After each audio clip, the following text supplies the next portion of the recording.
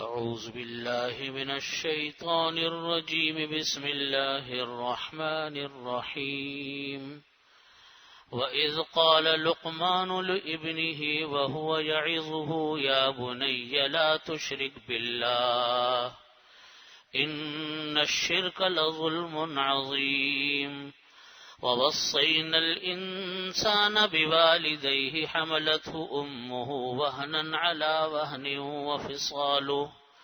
وفصاله في عامين أن اشكر لي ولوالديك إلي المصير وإن جاهداك على أن تشرك بي ما ليس لك به علم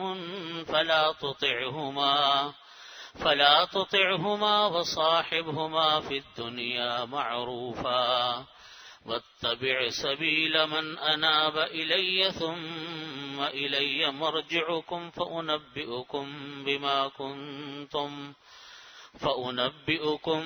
بما كنتم تعملون يا بني إنها إن تك مثقال حبة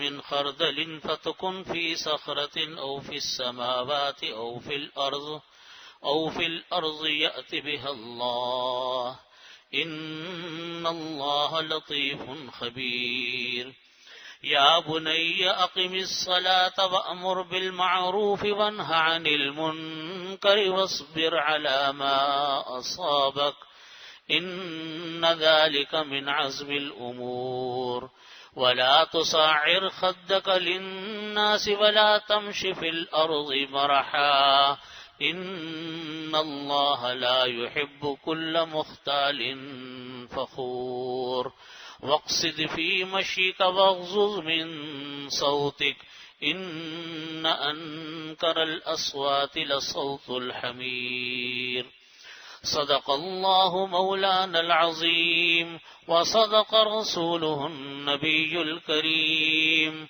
ونحن على ذلك من الشاهدين والشاكرين والحمد لله رب العالمين. بزرگان محترم، برادران عزیز، سورہ لقمان چل رہی ہے اور پچھلے درس میں جو باتیں آئی تھیں اس میں یہ بات آئی تھی کہ اللہ رب العزت نے ارشاد فرمایا کہ ہم نے حضرت لقمان علیہ السلام کو حکمت عطا کی اس لیے کہ وہ اللہ کا شکر کریں، اور پھر فرمایا اللہ رب العزت نے کہ جو انسان اللہ کا شکر گزار ہوتا ہے حقیقت میں وہ اپنا ہی فائدہ کرتا ہے، اور جو کوئی انسان ناشکری کرتا ہے حقیقت میں اللہ رب العزت وہ بے نیاز ہے، سب تعریفوں کا لائق وہی ہے۔ اب یہاں سے نصائح لقمان اس عنوان سے یہ نصیحتیں مشہور ہیں، اور خود قرآن کریم میں اللہ رب العزت نے اس کو بیان فرمایا۔ میں نے جیسا پچھلے درس میں یہ بات عرض کی تھی کہ حضرت لقمان علیہ السلام کا جو زمانہ ہے وہ زمانہ وہ بہت پرانا زمانہ ہے، یعنی جیسا کہ میں نے اس وقت بھی یہ بات آپ کے سامنے عرض کی تھی کہ حضرت لقمان علیہ السلام، حضرت نوح علیہ السلام اور دوسرے حضرت دانیال علیہ السلام ان کے زمانے کا ان کا زمانہ بنتا ہے۔ یہاں پر بھی اللہ رب العزت نے ان کو بیان فرمایا کہ حضرت لقمان علیہ السلام نے اپنے بیٹے کو کہا، اور وہ اپنے بیٹے کو نصیحت فرما رہے تھے کہ یا بنی لا تشرک باللہ، اے بیٹے تم اللہ کے ساتھ شرک مت کرنا۔ شرک تمام گناہوں میں سب سے بڑا گناہ وہ شرک کا ہے۔ تو سب سے پہلی نصیحت یہ کی کہ تم کسی کے ساتھ شریک مت ٹھہراؤ، اللہ کے ساتھ کسی کو شریک مت ٹھہراؤ۔ تمام گناہوں میں سب سے بڑا گناہ، تمام معصیتوں کی جڑ، تمام معصیتوں کی بنیاد وہ کیا ہے؟ وہ شرک ہے۔ اس کے لیے اللہ رب العزت نے یہ یہاں پر ان کی جو نصیحتوں کو ذکر کیا، اور ان نصیحتوں کو ذکر کرنے کے بعد پہلے شکر کی بات کی کہ سب سے پہلے تم اللہ رب العزت کی نعمتوں کا شکر گزار ہو، اور اس کے بعد نصیحتوں میں سب سے پہلی نصیحت یہ بیان فرمائی کہ تم کسی کے ساتھ شریک مت ٹھہرانا، کیونکہ جب خدا نہ خواستہ کوئی انسان شرک جیسے گناہ میں مبتلا ہوتا ہے تو کوئی عمل اللہ کی بارگاہ میں اس کا قابل قبول نہیں ہوتا، ہر عمل عقارت ہو جاتا ہے، ہر عمل ضائع ہو جاتا ہے شرک کرنے کی وجہ سے۔ ہر وہ نیکی اللہ تعالی کو قابل قبول ہے جو ایمان کے ساتھ کی جائے، بڑی سے بڑی نیکی ہو لیکن ایمان نہ ہو، کوئی نیکی اللہ کی بارگاہ میں وہ قابل قبول ہے نہیں۔ اس لیے اصل چیز فرمائی کہ اصل چیز ہے کیا؟ ایمان، شرک سے بچنا، کفر سے بچنا، یہ اصل چیز ہے۔ اور ایمان کے اوپر ڈاکے، جتنا انسان مالدار ہوتا ہے اتنے اس کو ڈاکوؤں کا ڈر ہوتا ہے۔ بھائی دیکھیے، دنیا میں جب لوگوں کے پاس دولت زیادہ ہوتی ہے، لوگوں کے پاس جب ساز و سامان زیادہ ہوتا ہے، تو سب سے پہلے وہ اپنی دولت کی حفاظت کا انتظام کرتا ہے، پیسوں کو بینک میں رکھوائیں گے، پیسوں کو محفوظ کریں گے، گارڈ کا انتظام ہوگا، چوکیداروں کا انتظام ہوگا، دن کو ہوگا، رات کو ہوگا۔ اسی طرح ایک انسان کو جب اللہ نے ایمان دے دیا، اب ایمان کے اندر پختگی پیدا ہوتی اعمال صالحہ سے، جتنے نیک اعمال ہوں گے اتنی ایمان کے اندر پختگی آئے گی۔ اب اس کے اوپر ڈاکے پڑتے رہتے ہیں، شیطان ڈاکے ڈالتا ہے کہ کبھی اس کو تکبر میں مبتلا کر دیا، کبھی اس کو گناہ میں مبتلا کر دیا، کبھی اس کو بدعتوں میں مبتلا کر دیا، تاکہ اس کا ایمان کمزور ہو جائے، ایمان اس کے ہاتھ سے چلا جائے۔ اس لیے اللہ رب العزت نے یہاں یہ بیان فرمایا کہ لقمان علیہ السلام نے جو سب سے پہلی نصیحت فرمائی وہ یہ فرمائی کہ یا بنی لا تشرک باللہ، اے بیٹے تم اللہ کے ساتھ کسی کو شریک مت کرنا۔ سب سے پہلی نصیحت یہ بیان فرمائی۔ اللہ اکبر۔ میں نے جیسا پچھلے اتوار کو بھی یہ بات عرض کی تھی کہ حضرت لقمان علیہ السلام جو ہیں، یہ حضرت داؤد علیہ السلام سے پہلے یہ لوگوں کو مسئلے بتایا کرتے تھے۔ پھر جب حضرت داؤد علیہ السلام کو جب اللہ رب العزت نے نبوت عطا فرمائی تو اس وقت پھر انہوں نے لوگوں کو مسئلے بتانے چھوڑ دیے تھے، لیکن ان کی جو خاص چیز تھی وہ تھی نصیحتیں اور وعظ، جس کو میں نے پچھلے درس میں کہا تھا کہ اللہ نے ان کو حکمت عطا کی تھی اور انہوں نے نبوت لینے سے منع فرما دیا تھا۔ اور حضرت لقمان علیہ والسلام کو اللہ رب العزت نے ایسا مقام عطا فرمایا تھا کہ بڑے بڑے اجتماع ہوتے تھے ان کے، اور لوگ دور دراز سے نصیحتیں سننے کے لیے آتے تھے، دور دراز سے ان کی نصیحتیں سننے آتے تھے۔ تو حضرت لقمان علیہ والسلام کی نصائح جو ہیں وہ بڑی مشہور تھیں۔ جیسا میں نے اس وقت بھی یہ بات آپ کو سنائی تھی کہ ایک صحابی ہیں، وہ یہ کہتے ہیں کہ میں نے 10,000 نصیحتیں حضرت لقمان علیہ والسلام کی میں نے خود پڑھی ہیں، اور کلمات یہ حضرت وہب بن منبہ رحمت اللہ علیہ فرماتے ہیں کہ میں نے 10,000 نصیحتیں حضرت لقمان علیہ السلام کی میں نے پڑھی ہیں۔ تو ان کی نصائح بڑی مشہور ہیں، تو قرآن کریم میں تو ساری نہیں آئی لیکن کچھ نصیحتیں یہاں پر بیان فرمائی۔ تو پہلی چیز شرک بیان فرمائی۔ شرک کے بعد اس کا تعلق عقائد سے ہے۔ سب سے پہلی چیز گویا کہ عقیدہ ٹھیک کیا لقمان علیہ السلام نے، اور جب بھی ہمارے ہاں بھی کسی کو آپ جب نصیحت کرتے ہیں دین کی، سب سے پہلی چیز اس کے عقیدے کو ٹھیک کرنا ہوتا ہے۔ عقیدے کو آپ کیا ٹھیک کرتے ہو؟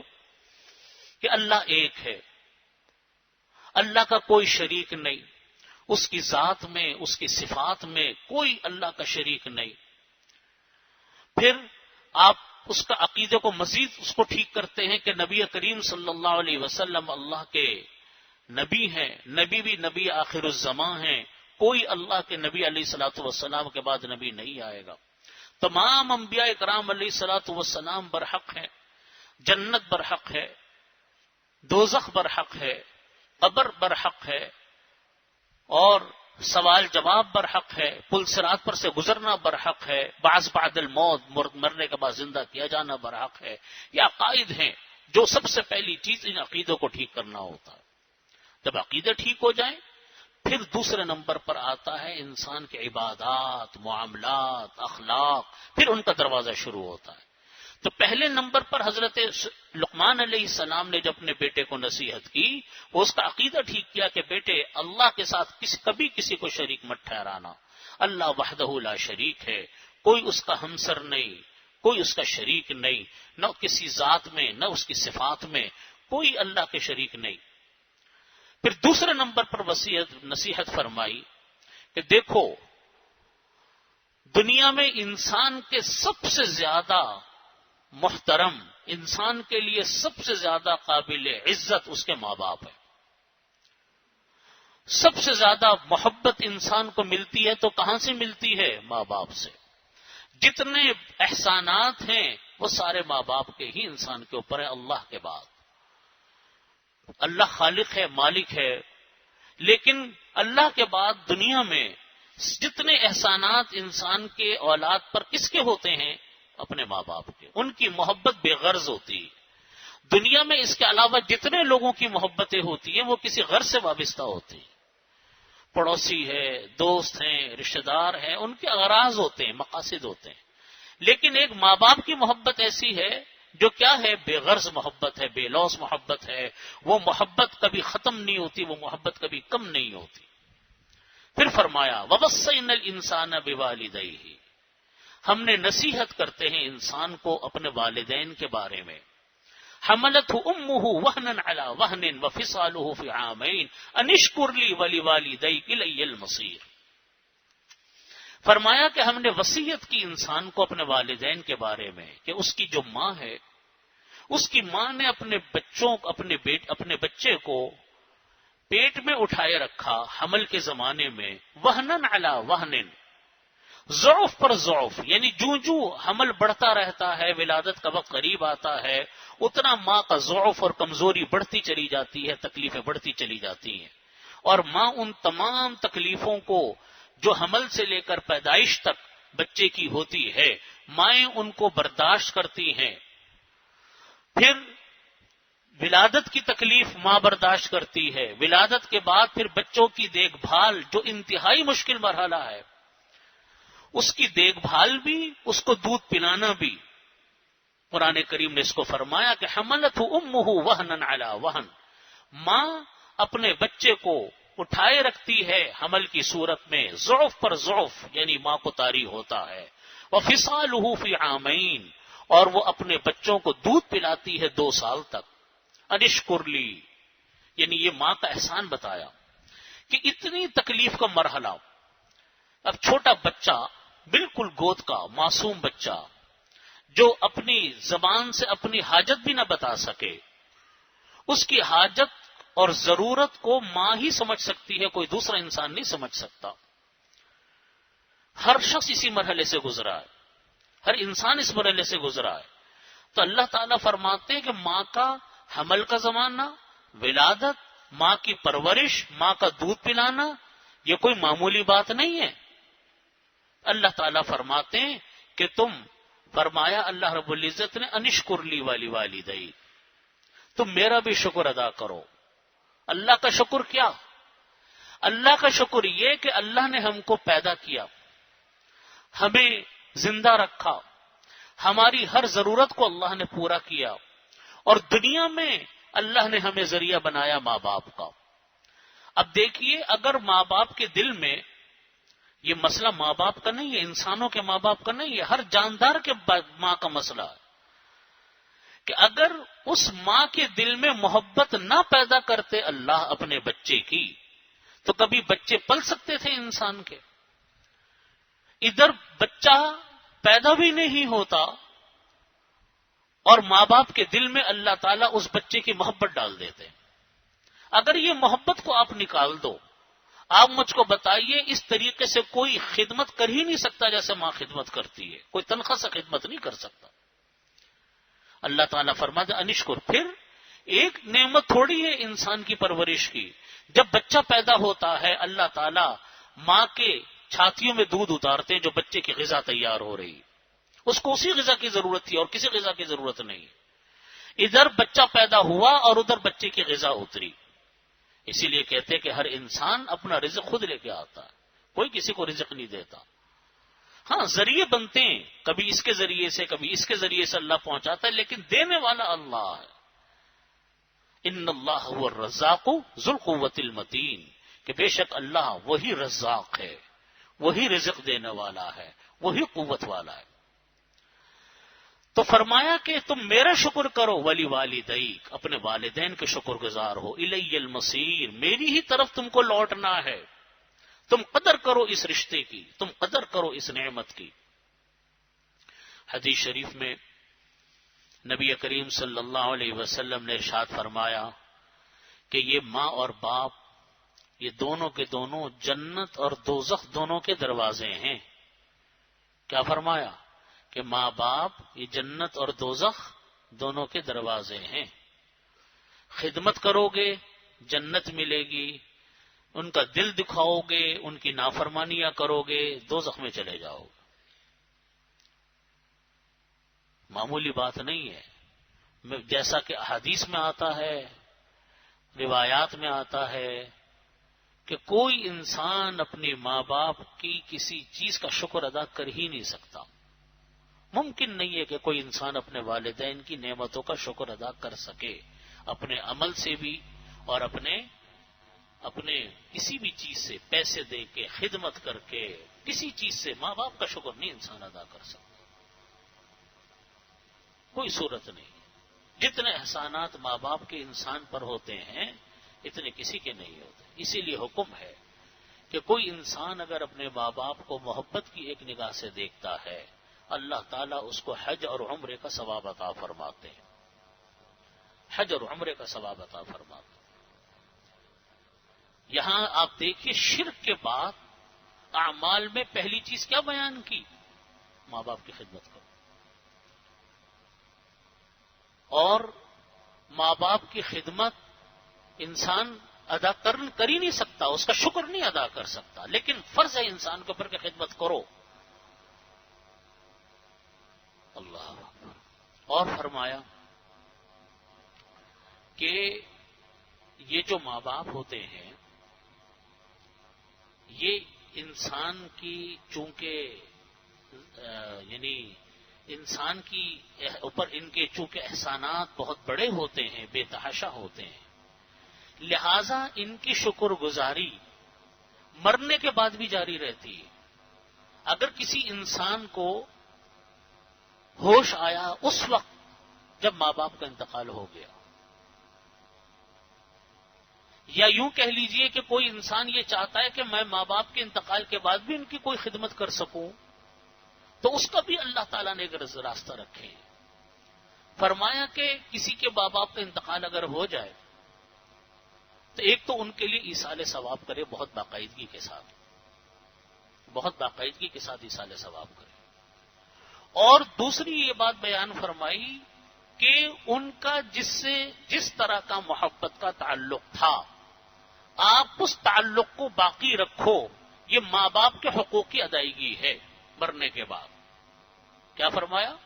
کہ ماں باپ کا جس سے محبت کا تعلق تھا آپ اس تعلق کو باقی رکھو ان کے انتقال کے بعد. یہ ماں باپ کے حق کی ادائیگی ہے. اب آپ اندازہ کیجئے کسی کے ماں باپ کا انتقال ہوا، ان ماں باپ کا جس سے جو تعلق تھا، ماں باپ کا سب سے زیادہ تعلق کس سے تھا؟ اپنے بچوں سے. اپنے بچوں سے تھا نا. یعنی ہر بھائی اس کے لیے لازم ہے کہ اپنے بہن بھائیوں کا خیال رکھے. کیوں؟ اس لیے کہ وہ اس کے بہن بھائی ہیں، نمبر ایک. کیوں؟ اس لیے کہ وہ ان کے ماں باپ کی اولاد ہے. اگر کوئی انسان اپنے بہن بھائیوں کی خدمت اس لیے کرتا ہے، اپنی خالہ کی خدمت اس لیے کرتا ہے کہ اس سے خون کا رشتہ ہے، تو صلہ رحمی کا ثواب ملتا ہے. اس لیے کرتا ہے کہ میرے ماں باپ کی یہ اولاد ہے تو یہ ماں باپ کے حق کی ادائیگی ہے. ایک ہی کام کے اندر کئی کام اس کے پورے ہو رہے ہیں. یہ اتنا بڑا درجہ اللہ رب العزت نے رکھا ہے. پھر آگے فرمایا، عجیب ایک اصول بیان کیا. اصول یہ ہے کہ لا تعقر، حدیث شریف میں نبی کریم صلی اللہ علیہ وسلم نے اس اصول کو اس طریقے سے بیان فرمایا کہ لا طاعت لمخلوق فی معصیت الخالق. لا طاعت لمخلوق فی معصیت الخالق، کہ مخلوق کی اطاعت واجب نہیں ہوتی اگر خالق کی نافرمانی ہو. اگر مخلوق کی اطاعت واجب نہیں، کوئی بھی ہو. اگر اللہ رب العزت کے احکامات ٹوٹ رہے ہوں تو مخلوق کی اطاعت کرنا واجب نہیں بلکہ اللہ کے حکم کو پورا کرنا ضروری ہے. بات سمجھ میں آ رہی ہے؟ اب ماں باپ کا کتنا بڑا درجہ ہے کہ شرک کے بعد یہاں پر حکم آ رہا ہے کہ ماں باپ کی خدمت، ماں باپ کا احسان مانو، ان کی خدمت کرو. لیکن یہ اصول بیان فرمایا کہ اگر ماں باپ تم کو کسی ناجائز کام کا حکم دیں اور اللہ کے ساتھ شرک کرنے کا کہیں، اللہ کے کسی حکم کے توڑنے کا کہیں، نبی علیہ الصلوۃ والسلام کے کسی حکم کے توڑنے کا کہیں، تو پھر تمہارے اوپر واجب نہیں ہے کہ ماں باپ کی بات مانو. لیکن ان کی توہین بھی نہ کرو، ان کی کے ساتھ برا سلوک بھی مت کرو، دنیا میں ان کے ساتھ سلوک پھر بھی اچھا رکھو، ہاں وہ ناجائز بات کو مت مانو. چنانچہ اس بات کو اس طریقے سے اللہ رب العزت نے بیان فرمایا کہ وَإِن جَاهَدَاكَ عَلَىٰ أَن تُشْرِكَ بِي مَا لَيْسَ لَكَ بِهِ عِلْمٌ، فرمایا کہ اگر وہ والدین تم پر اصرار کریں اس بات کا کہ ان تشرک بی ما لیس لک بہ علم، کہ تم میرے ساتھ ایسی چیز کے تم میرے ساتھ شرک کرو جس کا تم کو علم نہیں ہے. تم وہ کہہ رہے ہیں کہ تم میرے ساتھ اللہ کے ساتھ کسی چیز کو شریک ٹھہراؤ، کفر کے اوپر مجبور کر رہے ہیں، شرک کے اوپر مجبور کر رہے ہیں، کسی معصیت پہ مجبور کر رہے ہیں. فلا تطعہما، اب تم اپنے ماں باپ کی بات کو مت ماننا، اب اللہ کی بات کو مانو. وصاحبہما، اور ادب بھی بیان کیا کہ اگر وہ تمہیں شرک پر مجبور کریں تو تم اپنے ماں باپ کی بات کو مت ماننا، لیکن ان کے ساتھ بدتمیزی مت کرنا. یہ نہ ہو کہ تم یہ کہو کہ چونکہ میرے ماں باپ ایک ناجائز بات کو کہہ رہے ہیں تو ماں باپ کے ساتھ بدتمیزی شروع کر دو، ماں باپ کے ساتھ برا سلوک شروع کر دو. فرمایا کہ نہیں، ان کے ساتھ بدتمیزی کی اجازت نہیں، ان کے ساتھ توہین آمیز سلوک کرنے کی اجازت کسی قیمت پر نہیں. فرمایا کہ وصاحبہما فی الدنیا معروفا، والدین کے ساتھ دنیا میں اچھے طریقے کے ساتھ سلوک پھر بھی جاری رکھو. چنانچہ صحابہ کرام رضی اللہ عنہم، یہ لوگ تو قربانیاں دے کر ایمان لائے تھے نا، سمجھ کر ایمان لائے. ہمارے ایمان میں اور ان کے ایمان میں بڑا فرق ہے. ہم سمجھ کر ایمان نہیں لائے، ہم تو ایک ماں باپ گھرانے میں، ہمارے اوپر اللہ نے یہ کرم کیا کہ ہم ایک ماں باپ گھرانے کے، مسلمان ماں باپ کے گھرانوں میں پیدا ہوئے. اللہ نے ایک دین کا ماحول دیا، بچپن سے ماں باپ کو نمازیں پڑھتے ہوئے دیکھا تو نمازیں شروع کر دی، روزے رکھتے ہوئے دیکھا تو روزے شروع ہو گئے. قربانی کیا دی ابھی؟ صحابہ کرام رضی اللہ عنہم، قربانی تو ان کی ہے. سمجھ کر پورے خاندان سے، پوری برادری سے ٹکر لے کے ایمان کو قبول کیا، سمجھ کے فیصلہ کر کے کہ ہم کیا کرنے جا رہے ہیں، اس کے نتائج نکلیں گے کیا، اس کو سمجھ کر وہ ایمان لے کر آئے. اور پھر قربانی یہ نہیں کہ ایمان لے لیا، اپنا ملک بھی چھوڑنا پڑا، اپنی زمین بھی چھوڑنی پڑی، اپنے خاندان کو بھی چھوڑنا پڑا، اپنی زمین اپنے گھروں کو بھی چھوڑنا پڑا، مدینہ طیبہ ہجرت کی.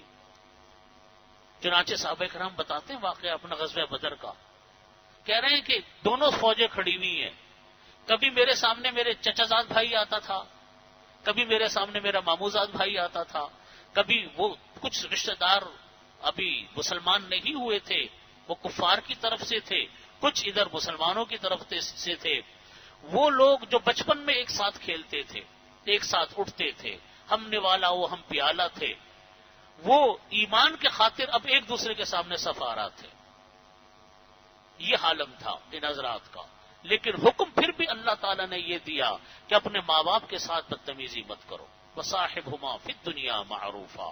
اپنے والدین کے ساتھ اگرچہ وہ تم کو ناجائز کام کا حکم دے تو بات تو نہ مانو ان کی، لیکن ان کے ساتھ پھر بھی معاملہ حسن سلوک کا کرو. واتبع سبیل من اناب الی. اور تم ان لوگوں کے راستے پر چلو من اناب الی جو میری طرف لوٹیں، میری طرف رجوع کریں. ثم الی مرجعکم. پھر تم لوگوں کو میری طرف لوٹنا ہے. فانبئکم بما کنتم تعملون. میں تم کو یہ بات بتا دوں گا جو کام کہ تم کرتے تھے. اب دیکھیے ایک حدیث ہے نبی کریم صلی اللہ علیہ وسلم کی، اور وہ حدیث سمجھنے کی ہے اور یاد رکھنے کی. ہر حدیث سمجھنے کی اور یاد رکھنے کی ہے، لیکن اس کا جو مضمون ہے اس میں بہت سارے ہم لوگوں سے غلطیاں ہوتی ہیں. اس کی اصلاح اللہ رب العزت ہماری کر دے. حدیث شریف میں نبی کریم صلی اللہ علیہ وسلم نے ارشاد فرمایا کہ جو کوئی انسان مخلوق کو راضی کرنے کے لیے اللہ کو ناراض کرے، جو کوئی انسان مخلوق کو، لوگوں کو راضی کرنے کے لیے اللہ کو ناراض کرے، اللہ تعالیٰ انہی انسانوں اور مخلوق کو اس کے اوپر مسلط فرما دیتے ہیں. مثال کے طور پہ بہت سارے لوگ گناہ اس لیے کرتے ہیں کہ یہ لوگ چلو خوش ہو جائیں گے. کوئی گناہ کا کام کر لیا، کوئی غلط محفل میں چلے گئے، کسی برائی میں مبتلا ہو گئے کہ دوست ہیں ناراض ہو جائیں گے، رشتہ دار ہیں ناراض ہو جائیں گے، چلو یہ گناہ کا کام کر لو. اب گناہ کا کام کس لیے کیا؟ ان کو خوش کرنے کے لیے، لوگوں کو خوش کرنے کے لیے. اور ناراض کس کو کیا؟ اپنے رب کو، اپنے اللہ کو. فرماتے نبی کریم صلی اللہ علیہ وسلم اللہ تعالیٰ انہی لوگوں کو، انہی انسانوں کو جن کو خوش کرنے کے لیے آپ نے اللہ کو ناراض کیا تھا، اللہ تعالیٰ انہی انسانوں کو ان لوگوں پر مسلط کر دیتے ہیں. وہی ان کے خلاف ہو جاتے ہیں، وہی ان کے جان کے درپے ہو جاتے ہیں. آپ دیکھ لیجیے. آج یہ کام یہ تو حدیث کا حکم ہے، یہ تو ہوتا ہی ہے. یہ تو حدیث کا حکم ہے، یہ تو ہوتا ہے کہ جب انسانوں کو خوش کرنے کے لیے اللہ کو ناراض کیا جاتا ہے، اللہ تعالیٰ انہی انسانوں کو ان کے اوپر مسلط فرما دیتے ہیں. آپ دیکھیے جب یہ افغانستان پر امریکہ نے حملہ کیا، ہمارے ہاں جو بھی اس وقت کے حکمران تھے انہوں نے اپنی زمینیں دی امریکہ کو، اپنے ایئرپورٹ دیے، اپنے پورٹ دیے، اپنے ہائی ویز دیے. کس لیے دیے؟ کیا جرم تھا ہمارے مسلمان بھائیوں کا، افغان بھائیوں کا، کہ جاؤ ان نہتوں پر بمباری کرو جا کے؟ اسی لیے دیا نا کہ جاؤ قتل عام کرو، انسانوں کا قتل عام کرو، لاکھوں انسانوں کو قتل کر دو، ہمیں ڈالر دے دینا اور تم خوش ہو جاؤ کسی طریقے سے، ہم سے تم خوش ہو جاؤ بس. ہمیں اللہ کی خوشی نہیں چاہیے، تمہاری خوشی چاہیے. آپ دیکھ لیجئے آج کتنے سال گزر گئے. سن 2001 میں زمینیں دی تھیں اپنی، زمینیں دی، ایئرپورٹ دیے، پورٹ دیے، ہائی ویز دیے، پتہ نہیں سارا کچھ اٹھا کے دے دیا کہ جاؤ قتل عام کرو بھائیوں کا، جاؤ بچوں کو مارو، عورتوں کو مارو، بے گناہوں کا قتل عام کرو، جاؤ مارو. خوب بم برسا ہے، دل کھول کے انہوں نے بھی ہماری زمینوں سے بم برس رہے ہیں. آج وہی طاقتیں ہماری دشمن ہیں.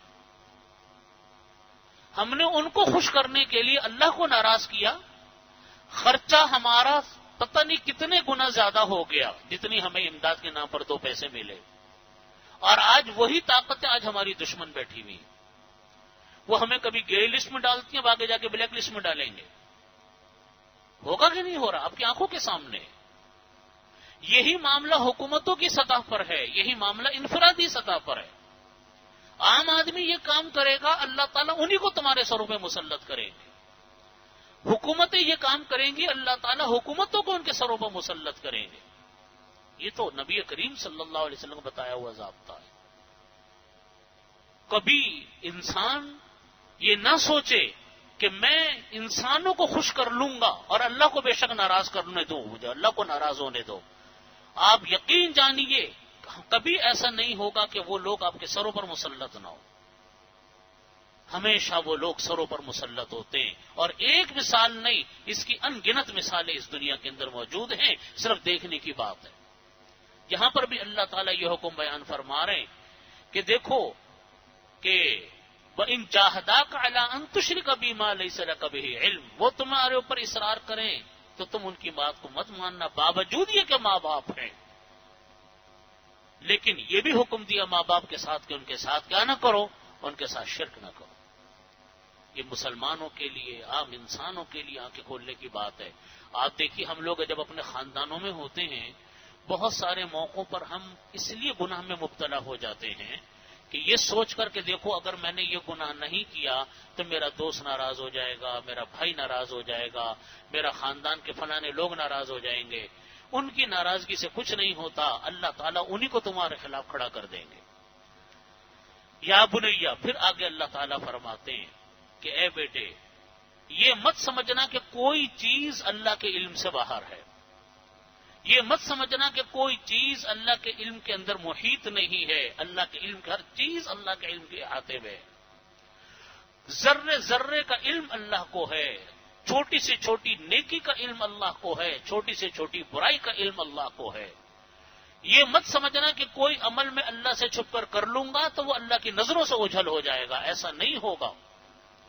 اللہ رب العزت فرماتے کہ یا بنیا انہا ان تک مثقال حبہ من خردل، اے بیٹے اگر کوئی چیز ہو اعمال میں سے، کسی چیز میں سے ایک رائی کے دانے کے برابر بھی، فتکن فی صخرۃ، اور وہ چیز کسی پتھر کے اندر چھپی ہوئی ہو، کسی چٹان میں چھپی ہوئی ہو، او فی السماوات، یا آسمانوں کے اندر کوئی چیز چھپی ہوئی ہو، او فی الارض، یا زمین کے اندر کوئی چیز چھپی ہوئی ہو، یأتی بہ اللہ اس کو سامنے لا کے کھڑا کر دے. کوئی چیز اللہ سے باہر نہیں. یہ مت سمجھنا کہ تم اللہ سے چھپ جاؤ گے، تمہارا علم اللہ سے چھپ جائے گا، تمہاری کوئی حرکت اللہ کے سامنے نہیں آ سکے گی، ایسی بات نہیں ہے. ان اللہ لطیف خبیر، بے شک اللہ تعالی خوب اچھی طرح جانتے ہیں چھپی ہوئی چیزوں کو، اور وہ اچھی طرح سے ہر چیز سے باخبر ہے.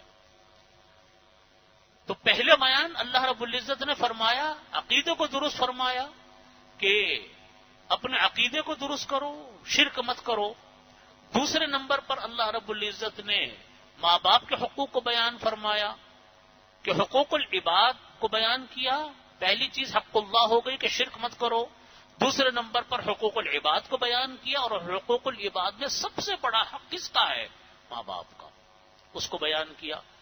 صرف ایک ایک چیز کو اللہ رب العزت بیان فرما رہے. حق اللہ شرک مت کرنا، حق العباد ماں باپ کا حق سب سے مقدم، اس کو تم کسی قیمت پر تم اس کو ضائع مت کرنا، سب بچو، حقوق العباد کا خیال رکھو.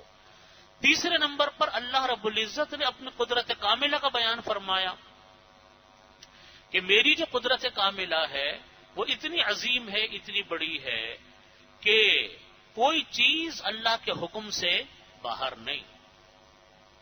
لہذا اللہ تعالیٰ فرماتے ہیں کہ اپنے اس چیز کو ٹھیک کر لو، نیت کو صحیح کر لو کہ کوئی چیز اللہ سے چھپائی نہیں جا سکتی. یہ بات ہو گئی. اس کے بعد پھر اللہ تعالیٰ نے فرمایا کہ یا بنی اقیم الصلاۃ، عقیدہ درست، حق اللہ کو بیان کیا، عقیدے کو بیان کیا، حق العباد کو بیان کیا، اب عبادات کو بیان کیا. فرمایا یا بنی اقیم الصلاۃ، اے میرے بیٹے تم نماز کو قائم کرو. یوں تو اعمال میں بہت سارے اعمال ہیں، لیکن نماز ایمان کے بعد سب سے اہم ترین فریضہ ہے. سب سے اہم فریضہ کون سا ہے؟ نماز. فرمایا کہ اے بیٹے نماز کو قائم کرو. ایک فرض پر میں اکتفا کیا، سارے فرائض کی تفصیل بیان نہیں کی، مثال کے طور پر کہا کہ فرائض کی طرف توجہ کرنا. جب یہ بات آگے گئی فرائض کی طرف توجہ کرنی ہے تو تمام فرائض انسان کے ذہن میں آ جاتے ہیں. حضرت عمر فاروق رضی اللہ عنہ نے اپنی پوری مملکت میں جتنا علاقہ حضرت عمر فاروق رضی اللہ عنہ کے زیر انتظام تھا، اس میں تمام گورنروں کو خط لکھا اور یوں اس میں تحریر فرمائی، نصیحت کے طور پہ فرمایا کہ ان اہم امورکم الصلاۃ، کہ آپ لوگوں کے کاموں میں سب سے اہم ترین کام کون سا ہے؟ وہ نماز کا ہے۔ اور پھر نصیحت کے بعد فرمایا کہ من ضیعها فهو لما سواها اضیع، کہ جو کوئی انسان نماز کو ضائع کرے گا، جو کوئی انسان نماز کو چھوڑے گا، وہ نماز کے علاوہ دوسری چیزوں کو اور زیادہ چھوڑنے والا ہوگا۔ من ضیعها فهو لما سواها اضیع، جو کوئی انسان نماز کو چھوڑے گا وہ نماز کے علاوہ دوسری چیزوں کو اور زیادہ چھوڑنے والا ہوگا۔ اس لیے یہاں پر بھی فرائض میں صرف اہم ترین فریضے کو بیان فرمایا، تاکہ جب فرائض کی طرف توجہ ہوگی تو پھر دوسرے فرائض کو بھی انسان سیکھے گا، ان کی بھی ادائیگی کی فکر کرے گا۔ پھر اس کے بعد اللہ رب العزت نے فرمایا کہ وَأْمُرْ بِالْمَعْرُوفِ وَانْهَ عَنِ الْمُنْكَرِ وَاصْبِرْ عَلَى مَا أَصَابَكَ إِنَّ ذَلِكَ مِنْ عَزْمِ الْأُمُورِ، کہ اب جب اعمال کا ذکر آیا تو اعمال میں فرائض بتانے کے بعد اللہ تعالیٰ نے فرمایا کہ فرائض میں اہم چیز نماز ہے، اور دوسرے فرائض بھی ہیں، ان کی طرف فکر کی ضرورت ہے۔ اور پھر فرمایا کہ اپنے اعمال کی اصلاح کرو اور دوسروں کے عمل کی اصلاح کرو۔ اپنے عمل کی اصلاح اس طریقے سے کہ اپنے اعمال کو ٹھیک کرنے کی فکر کرو۔ پہلی چیز وہی کہ شرک مت کرنا، حق اللہ۔ دوسری چیز حق العباد، جس میں اہم ترین چیز والدین کا خیال، والدین کی نافرمانی مت کرو، اور اس سے ملتے جلتے تمام حقوق العباد جتنے بھی ان کی طرف فکر کرو۔ اللہ کی قدرت کاملہ کا یقین رکھو کہ کوئی چیز اللہ کے علم اور احاطے سے باہر نہیں۔ اس کے بعد فرمایا کہ فرائض کی فکر کرو، یہی تو امر بالمعروف ہے، یہی تو امر بالمعروف ہے کہ فرائض کی فکر کرو، اور اس کے علاوہ جتنے فرائض ہیں ان سب کے دھیان رکھو۔ اور پھر فرمایا کہ اپنی بھی اصلاح کرو، دوسروں کی بھی اصلاح کرو، امر بالمعروف، دوسروں کو نیکی کا حکم کرتے رہو، ونہی عن المنکر، اور دوسروں کو برائیوں سے روکتے رہو۔ حضرت مفتی صاحب رحمۃ اللہ علیہ نے معارف القرآن میں لکھا ہے کہ جو انسان اپنی اصلاح کی فکر میں لگتا ہے اور دوسروں کو بھی نصیحتیں کرتا ہے تو فرمایا کہ اس انسان کے اوپر لوگ لعن طعن بہت کرتے ہیں، لوگ اس کو برا بھلا بہت کہتے ہیں۔ جو دوسروں کو بھی نصیحتیں کرتا ہے، دوسروں کو برائیوں کی باتوں سے روکتا ہے، ان کو بتاتا ہے کہ یہ چیز صحیح نہیں ہے، یہ چیز صحیح ہے، یہ ایسا کرو، ایسا نہ کرو، تو عموماً اس کو لعن طعن بہت ہوتی ہے، بہت اس کو باتیں سننی پڑتی ہیں۔ تو فرماتے ہیں حضرت مفتی صاحب رحمۃ اللہ علیہ فرماتے ہیں کہ یہ کام بڑا مشکل ہے، لوگوں کو سمجھانا، لوگوں کو روکنا، ان کو صحیح بات بتانا۔ لوگ جانوں کے دشمن ہو جاتے ہیں کہ کہاں کیوں ہم کو۔ تو حضرت فرماتے ہیں چونکہ اس میں تکلیفیں بہت پیش آتی ہیں، اس لیے قرآن کریم میں اللہ رب العزت نے یہ جملہ ارشاد فرمایا کہ وَاصْبِرْ عَلَىٰ مَا أَصَابَكَ، کہ امر بالمعروف کرو، ونہی عن المنکر، برائیوں سے روکو، وَاصْبِرْ عَلَىٰ مَا أَصَابَكَ، اور جو مشکلات پیش آئیں ان پر صبر کرو۔ ورنہ دیکھو اس جملے کا کیا جوڑ تھا، یہاں پہ امر بالمعروف اور نہی عن المنکر کا بیان ہے، اس جملے کا کیا جوڑ تھا کہ جو تکلیفیں پیش آئیں اس کو برداشت کرو۔ اللہ تعالیٰ جانتے ہیں کہ جب تم یہ کام شروع کرو گے، لوگوں کو کہنا سننا شروع کرو گے تو لوگ پیچھے پڑیں گے، اب تکلیف تو ہوتی ہے انسان کو، فرمایا تب صبر کرو۔ لوگ تو تمہیں کہیں گے، برا بھلا کہیں گے، لیکن صبر کرو علی ما اصابک، جو مشکل پہنچے۔ اسی لیے مفتی صاحب رحمۃ اللہ علیہ فرماتے تھے کہ دیکھو بھائی، یہ جو مولویوں کا طبقہ ہوتا ہے نا، یہ ملامتی طبقہ ہوتا ہے۔ اپنے بیان میں بہت کہتے ہیں کہ یہ جو مولویوں کا طبقہ ہوتا ہے، علماء کا طبقہ ہوتا ہے، یہ ملامتی طبقہ ہوتا ہے۔ ہر انسان ان کو لعنت ملامتی کرتا رہتا ہے۔ کہتے ہیں یہ اگر صرف قال اللہ قال رسول ممبر پہ بیٹھ کر کریں تو لوگ ان کو آ کر کہتے ہیں کہ دنیا کہاں سے کہاں نکل گئی، گمراہی پھیل رہی ہے، یہ مولوی صاحب ہیں مسجد کے اندر ہی بیٹھے ہوئے، مسجد سے باہر ہی نہیں نکلتے۔ کہہ رہے وہ مولوی بیچارہ، عالم بیچارہ نکل کر لوگوں کے باتوں سے مجبور ہو کر سیاست شروع کر دے تو لوگ کہتے ہیں کہ دیکھو اس کا کام تو مسجد میں بیٹھنا تھا نا، اس نے سیاست شروع کر دی، یہ بھی دنیا کے چکر میں لگ گیا۔ کہتے ہیں کہ اگر وہ تجارت نہ کرے تو لوگ کہتے ہیں کہ مولوی تو لوگوں کے سامنے ہاتھ پھیلانے کے لیے پیدا ہوا، خود تو چل کے ہاتھ ہل کے کام بھی نہیں کرتا۔ اور کہتے ہیں جب وہ کوئی تجارت ملازمت شروع کرتے تو کہتے ہیں کہ دیکھو یہ بھی ہماری طرح کا انسان ہو گیا، یہ بھی 2 روپے پیسے کے چکر میں لگ گیا. تو فرماتے تھے کہ یہ طبقہ ہے ہی بنامتی. اور وجہ کیا ہے کہ لوگوں کو چونکہ واض و نصیحت کرتے رہتے ہیں تو لوگ ان کے دشمن رہتے ہیں.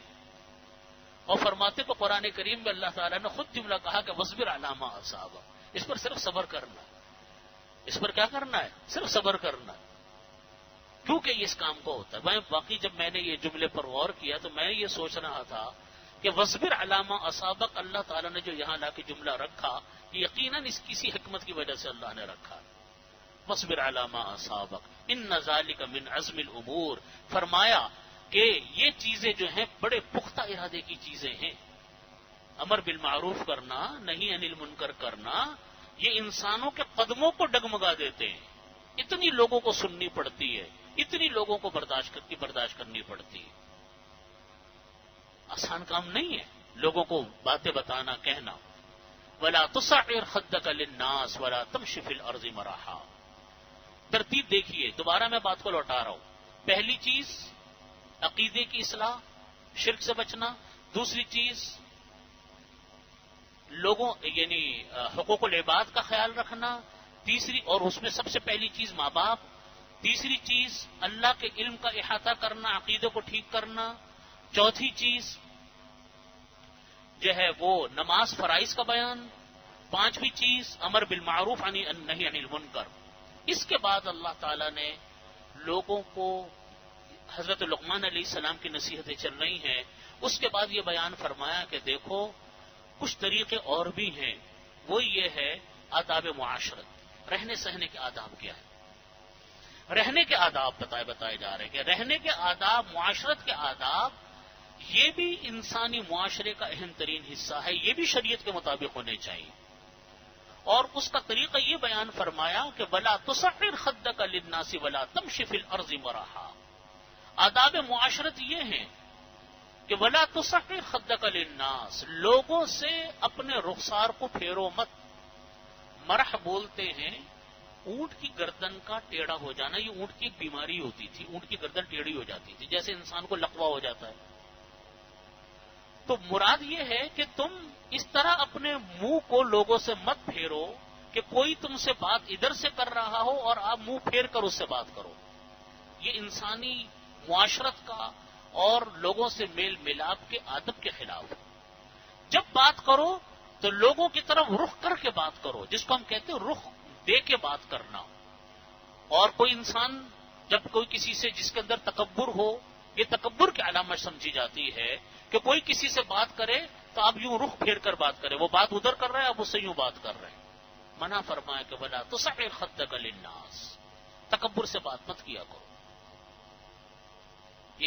اسی لیے نبی کریم صلی اللہ علیہ وسلم کے عادات میں یہ بیان فرمایا کہ آپ سے جب کوئی ہاتھ ملاتا آپ اس کی طرف متوجہ ہو کر بات کرتے تھے، اور آپ اس سے ہاتھ کھینچتے نہیں تھے مصافحے کے بعد. ہاں وہ خود ہاتھ چھوڑ دے تو پھر آپ اپنا ہاتھ ہٹاتے تھے. یہ ادب ہے. ورنہ بعض لوگ ہوتے یوں ہاتھ پکڑ کے یوں کھینچ لیا، دوسرے انسان کو تکلیف ہوتی. یا جو انسان کسی کی طرف متوجہ ہو کے بات نہ کرے تو آدمی کو تکلیف ہوتی. اب دیکھو چھوٹی سی چیز ہے مسکراہٹ. حدیث شریف میں نبی کریم صلی اللہ علیہ وسلم نصیحت فرمائی، ان تلقی اخاک بوجہ طلق، جب تم کسی انسان سے ملاقات کرو، اپنے بھائی سے ملو، مسکراتے چہرے کے ساتھ ملو. یہ سنت ہے نبی کریم صلی اللہ علیہ وسلم کی. میرے شیخ حضرت ڈاکٹر عبدالعلی صاحب عارفی رحمۃ اللہ علیہ فرمایا کرتے تھے کہ بعض لوگ مال کے کنجوس ہوتے ہیں اور بعض لوگ مسکراہٹ کے کنجوس ہوتے ہیں. برباد ان کے چہرے پہ مسکراہٹ ہی نہیں آتی. اور حضرت صلی اللہ علیہ وسلم کی سیرت طیبہ یہ ہے، تمام صحابہ کرام یہ بات بیان فرماتے ہیں کہ جب ہماری طرف دیکھتے تھے مسکراتے چہرے کے ساتھ دیکھتے. کتنی بڑی بات ہے. بعض اوقات کہتے ہیں نا کہ 1 منٹ کی ملاقات ہو لیکن سنت کے مطابق ہو، متوجہ ہو کر بات کریں، مسکرا کر بات کریں. 1000 اخلاق کے اوپر بھاری، 1000 اخلاق پر بھاری. ایک آدمی کہتے نہیں وہ میرے سے ملا تھا لیکن اچھے طریقے سے ملا. کتنی بڑی بات ہے. آپ کسی انسان کو کھانا کھلا دیں، پانی پلا دیں، لیکن بدتمیزی کے ساتھ پیش آئے، رخ دے کے بات نہ کریں، اس کو کتنی تکلیف ہوتی ہے وہ انسان جانتا ہے. اس نے میرے ساتھ برا سلوک کیا، وہ اس کو نہیں دیکھتا کہ آپ نے خاطر مدارات کیا کی، وہ اس کو دیکھتا کہ ملا کس طریقے سے تھا. انسان اس میں بڑا حساس ہوتا ہے. ہر انسان حساس ہے، بچہ بھی حساس ہے، بوڑھا بھی حساس ہے، جوان بھی حساس ہے. یہ آداب معاشرت بیان کیے کہ مسکرا کر ملو، رخ پھیر کر مت بات کرو، متوجہ ہو کر بات کرو.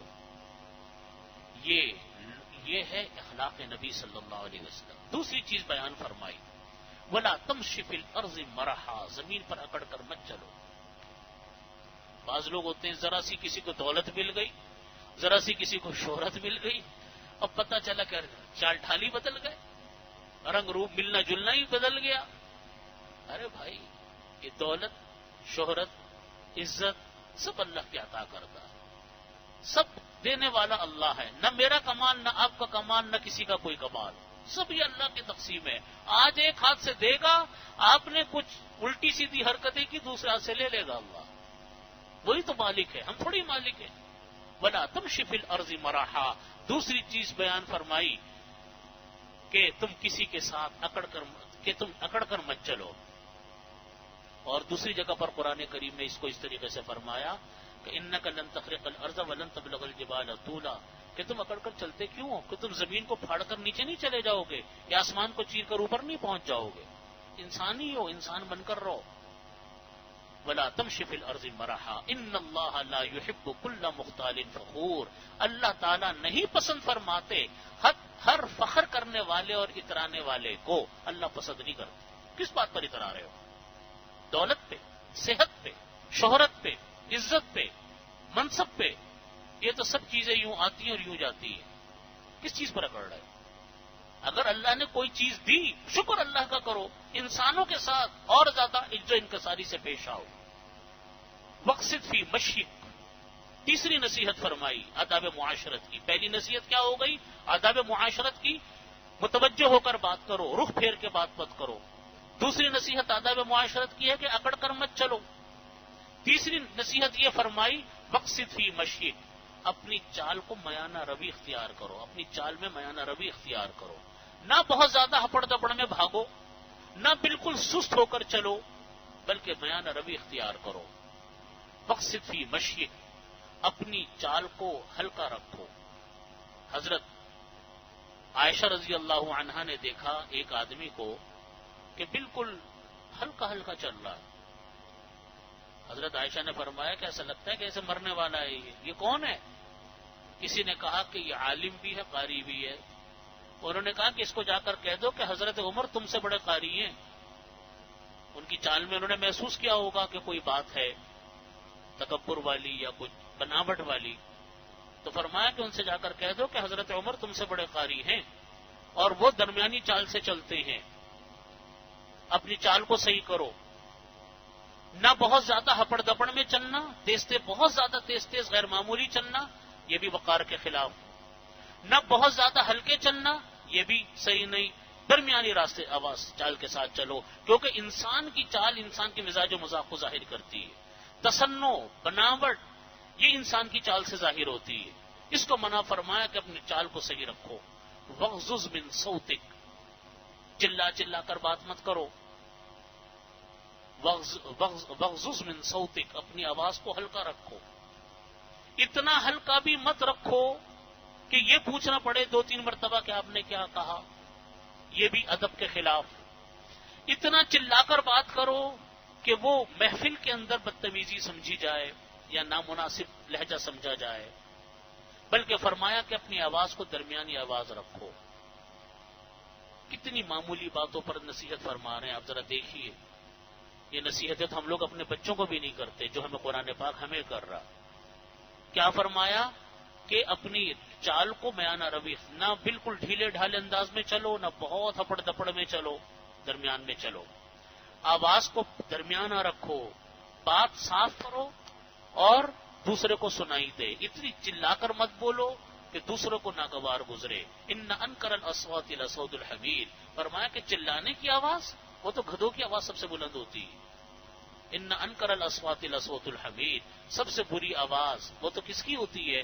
گدھے کی ہوتی ہے. وہ چلا چلا کے بات کرتا ہے، انسان تو نہیں بات کرتا. اس لیے یہ آداب بیان فرمائے. حضرت حسین رضی اللہ عنہ فرماتے ہیں کہ میں نے اپنے والد حضرت علی مرتضیٰ رضی اللہ عنہ سے پوچھا کہ نبی کریم صلی اللہ علیہ وسلم جب لوگوں کے ساتھ بیٹھتے تھے تو آپس میں ان کا کیا طرز عمل ہوتا تھا. آپ صلی اللہ علیہ وسلم کے ارد گرد تو ہر وقت لوگوں کا مجمع ہوتا تھا، آپ لوگوں کے ساتھ کس طریقے سے پیش آتے تھے؟ تو حضرت علی رضی اللہ عنہ نے، شمائل ترمذی کی روایت ہے، حضرت علی کرم اللہ وجہہ نے یہ فرمایا کہ نبی کریم صلی اللہ علیہ وسلم ہمیشہ خوش و خرم معلوم ہوتے تھے. خوش رہنا بھی تو ایک اچھی بات ہے نا بھئی، اللہ نے اتنی نعمت دی تھی، غمگین کس بات کی؟ اللہ کی نعمتوں کا استحضار کرو، خوش و خرم رہو، ہنستے بولتے رہو. جو نہیں ملا ہر وقت اس پر کیوں غم کرتے؟ جو مل گیا اس پر شکر کرو اللہ کا، خوش و خرم رہو. آپ کے اخلاق میں نرمی اور برتاؤ میں سہولت مندی تھی. یعنی برتاؤ میں سہولت مندی کا مطلب ہے کہ آپ سے رابطہ کرنا آسان تھا. پیچیدہ شخصیت نہیں تھی، مشکل شخصیت نہیں تھی، آسان شخصیت تھی آپ کی. آپ کی طبیعت سخت نہ تھی، بات بھی سخت لہجے میں نہیں فرماتے تھے، اور نہ آپ گفتگو کرتے تھے شور مچا مچا کے. بڑے معمولی طریقے سے، بڑے یعنی متواضع لہجے کے ساتھ، مناسب لہجے کے ساتھ آپ گفتگو فرماتے تھے. آپ فحش گو نہیں تھے، گندی باتیں نہیں کرتے تھے، نہ کسی کو عیب لگاتے تھے، نہ بخل کرتے تھے.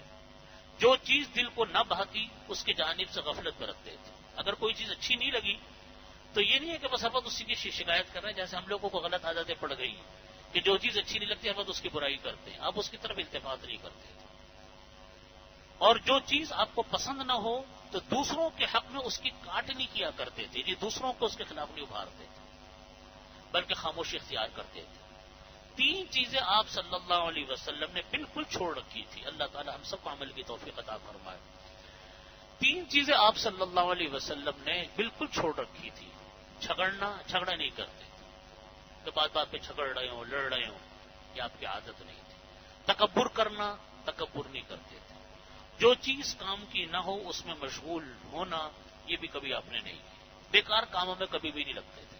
اور یہ تمام اللہ کے نیک بندوں کی سنت ہے. آپ کو یاد ہوگا میں نے پچھلے درس میں یہ بھی سنایا تھا آپ کو کہ حضرت لقمان علیہ السلام کے پاس، جن کی نصیحتیں ہم نے پڑھی، ان کا ایک ساتھی آیا اور اس ساتھی نے آ کر کہا کہ تم تو میرے ساتھ جنگل میں بکریاں چراتے تھے، اب کہاں تم اتنے بڑے منصب پر آ کر بیٹھ گئے کہ لوگوں کو تم نصیحتیں کر رہے ہو؟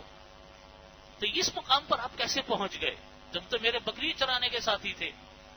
تو حضرت لقمان علیہ الصلوۃ والسلام نے فرمایا کہ کچھ چیزیں ایسی ہیں کہ اگر کوئی بھی انسان اس کے اوپر کیا کر لے گا، عمل کر لے گا، تو اللہ تعالیٰ اس کو بھی کیا کر دیں گے، ترقی عطا فرما دیں گے. اگر کوئی انسان اگر ان کے اوپر کیا کر لے، عمل کر لے. وہ کام کون سے تھے؟ وہ کام یہ ہیں حضرت لقمان علیہ السلام نے بتایا. ان میں سے ایک یہ چیز بھی ہے جو میں نے ابھی آپ کو بتائی. کام کون سی؟ اپنی نگاہ کو پس رکھنا، زبان کو بند رکھنا، حلال روزی پر قناعت کرنا، اپنی شرمگاہ کی حفاظت کرنا، بات میں سچائی پر قائم رہنا، عہد کو پورا کرنا، مہمان کا اکرام کرنا، پڑوسی کی حفاظت کرنا، فضول کام اور کلام کو چھوڑنا. فضول کام اور کلام کو چھوڑنا جو میں نبی کریم صلی اللہ علیہ وسلم کی عادت شریفہ فرمائی. یہی بات حضرت لقمان نے اپنے ساتھی کو بتائی کہ جب ان کے ساتھی نے کہا کہ آپ اتنے اونچے مقام پر کیسے پہنچے، کہا کہ یہ کام جو بھی کرے گا ترقی کر جائے. تو آج کے دور میں ہم لوگ اپنا وقت بھی بڑا ضائع کرتے ہیں. اللہ تعالیٰ اپنے وقت کو ہم سب کو کام میں لگانے کی توفیق عطا فرمائے. وآخر دعوانا الحمدللہ رب العالمین. دعا فرما لیں بھائی اللہ ہم نے جو کچھ بھی پڑھا اللہ تعالیٰ مجھے بھی عمل کی توفیق دے، آپ کو بھی عمل کی توفیق دے، ہم سب کی اصلاح فرمائے. قرآن پاک کو اللہ تعالیٰ ہمیں سمجھنے کی توفیق عطا فرمائے، اس پر عمل کی توفیق عطا فرمائے. ہماری زندگیوں میں اللہ تعالیٰ قرآن پاک کو رچا بسا دے. اللہم صلی علی محمد وعلی آل محمد کما صلیت علی ابراہیم وعلی آل ابراہیم انک حمید مجید. ربنا ظلمنا انفسنا فإن لم تغفر لنا وترحمنا لنکونن من الخاسرین. یا حی یا قیوم برحمتک استغیث اصلح لنا شأننا کلہ ولا تکلنا الی انفسنا طرفۃ عین. یا اللہ ہمارے تمام گناہوں کو معاف فرما، تمام صغیرہ کبیرہ گناہوں کی مغفرت فرما. یا رب کریم قرآن پاک کو سمجھنے کی توفیق عطا فرما، اس کو پڑھنے کی توفیق عطا فرما، اس کو سمجھنے کی توفیق عطا فرما. اس پر عمل کی توفیق عطا فرما، اس کے حکم کو یا اللہ دوسروں تک پہنچانے کی توفیق عطا فرما۔ یا اللہ نبی کریم صلی اللہ علیہ وسلم کے حدیث مبارکہ کو پڑھنے کی توفیق عطا فرما، سمجھنے کی توفیق عطا فرما، اس پر عمل کی توفیق عطا فرما، اس کو دوسروں تک پہنچانے کی توفیق عطا فرما۔ یا اللہ ہم نے جو پڑھا اس کو ہماری زندگیوں میں ہمیں اس پر عمل کی توفیق عطا فرما۔ یا اللہ ہم سب کو اپنی رضا کاملہ عطا فرما۔ یا اللہ ہم سب کو دین دنیا کی عافیت اور خیر عطا فرما، اس کے ہر شر سے ہماری حفاظت فرما۔ تمام بیماروں کو یا اللہ شفاء کامل عاجل مستمر دائم عطا فرما۔ یا رب کریم یا رب ذی الجلال والاکرام ہم سب کو اپنے رضا کاملہ عطا فرما۔ ربنا تقبل منا انك انت السميع العليم وتب علينا انك انت التواب الرحيم۔ اللهم صل على محمد وعلى ال محمد۔